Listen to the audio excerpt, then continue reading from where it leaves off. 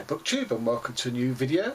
This is a tag video for Tag Tuesday, and this is the end of the year 2020 book tag.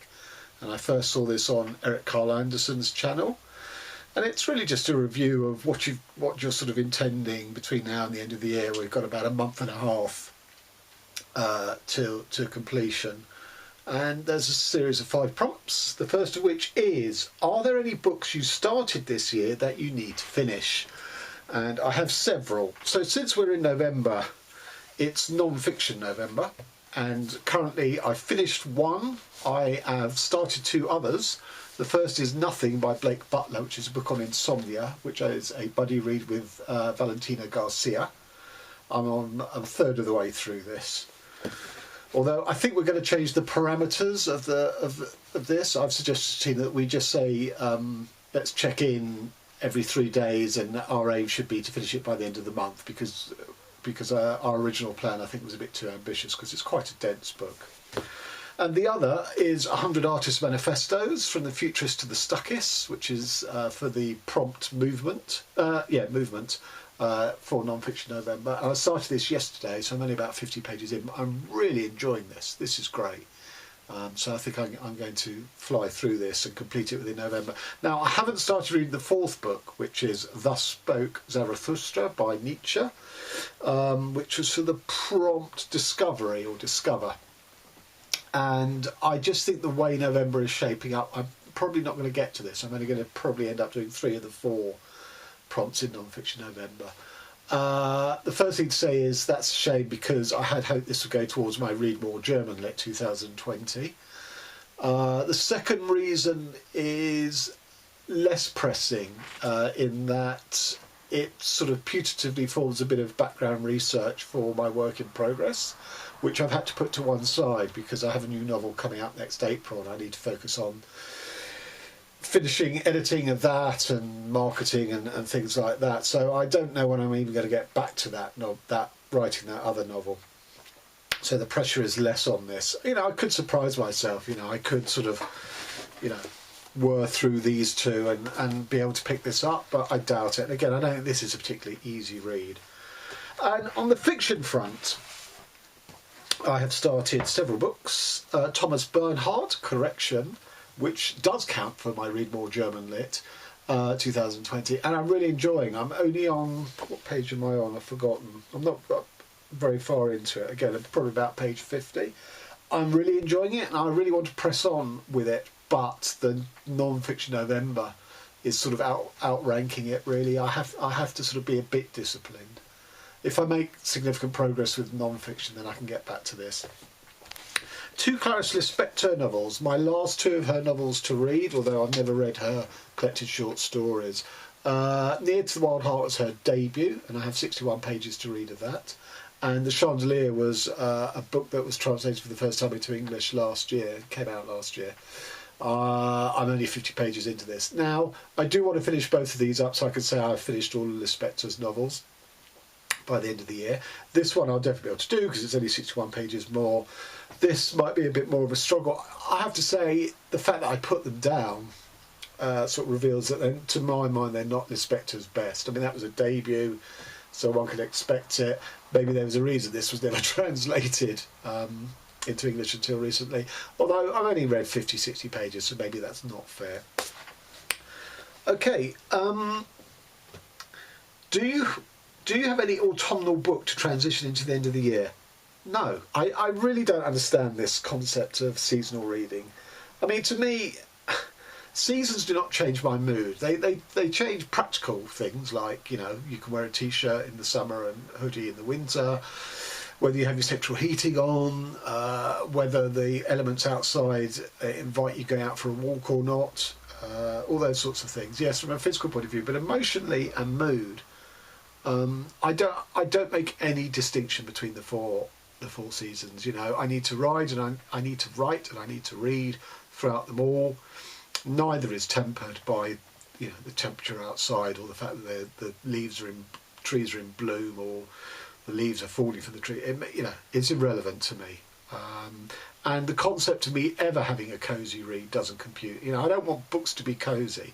I'm not into escapism. I'm into what books offer and challenge me with and make me think and all that sort of stuff. So no. 3, is there a new release you're still waiting for? There is, but I know it's not going to be this year. So it's David Peace's last in his Japan trilogy of novels, which was due to be released this year, and then he asked his publishers to hold it back because he's very keen on promoting it through readings and events, and obviously the pandemic couldn't do that this year, so entirely understandable. I think it's slated for next summer now, but it's so, you know, I am still waiting on it. I've been waiting on it for probably a year and a half since I placed the order. It's been about 10 years since his second book in the trilogy, so it's been quite a while anyway, but it won't be this year, sadly. What are 3 books you want to read before the end of the year? Okay, so the first is No Signal Area by Robert Perisic, his new book. So earlier this year I read his debut called Our Man in Iraq, much shorter than this. It was really good, I really enjoyed it, and ordered this straight away. But I have this sort of slightly strange thing, and I try not to read the same author twice in a year. I mean, that's not strictly held to. There are plenty of authors I've read more than one book this year. But I had in my mind that I'd read this next year, but because of my reading plans for next year, I may not get to it, so I've brought it, in theory, I'm bringing it forward into the remainder of this year, but we'll have to see if I get to it. Another is James Baldwin, Another Country, just because, again, I'd like to, if I don't read it this year, I might not get the chance to read it next year because of my plans next year, which I'll come to in another prompt. And finally, For the Good Times by David Keenan, which Sean, the book maniac, and I have penciled in as a buddy read in December. So if we drop the hammer on that and we go for it, then I must read this before the end of the year. I also ought to say that the last 2 months of surprise books from a independent bookshop in London called the Big Green Bookshop, where I paid a subscription ahead of the year, and then every month they send me a book based on the sort of liking profile that I gave them at the start. So I don't always feel the compunction that I have to read them when they arrive, but if they look interesting, but I don't know what they are yet. So as I say, November and December haven't dropped yet.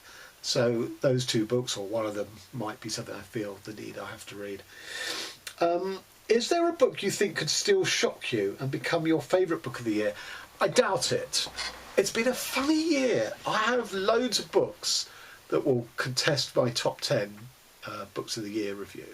All 5 stars, but all of them are lower echelon 5 stars, in that they're not perfect, or they're not so mind-blowing that I can overlook, you know, what flaws there are and proclaim them, you know, perfect, even though they're not. Now that may be a sort of vagary of my rating system, I don't know. So I'm going to have no problem finding top 10 books of the year, but I'm going to have a problem, you know, deciding which is first place and which is 10th, because they're all very sort of locked together simply in my mind. So I'm going to have to give that video, when it comes to it, a lot of thought. There's no standout obvious book of the year, but there are lots of contenders which are very, very good reads. But each one, as I say, has an element in it that kind of slightly took the gloss off, even though I awarded it 5 stars. But no, I can't see anything I'm going to pick up between now and then is going to even crack that top 10 chart.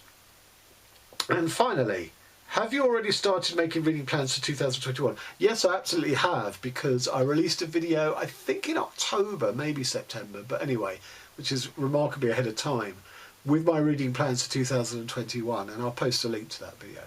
Because for me, personally, 2021 is going to be the year of the big book, such as Red or Dead by David Peace, The Recognitions, William Gaddis, clocking at 1,000 pages, Dennis Johnson, Tree of Smoke, The Royal Family by William T. Volman. I've never read Volman. I seem to be starting with this mammoth tome, and others. I think there are about 12 in all. Some of them I've started. I don't think I haven't started any of those, but there are others like Medusa by Vanessa Place,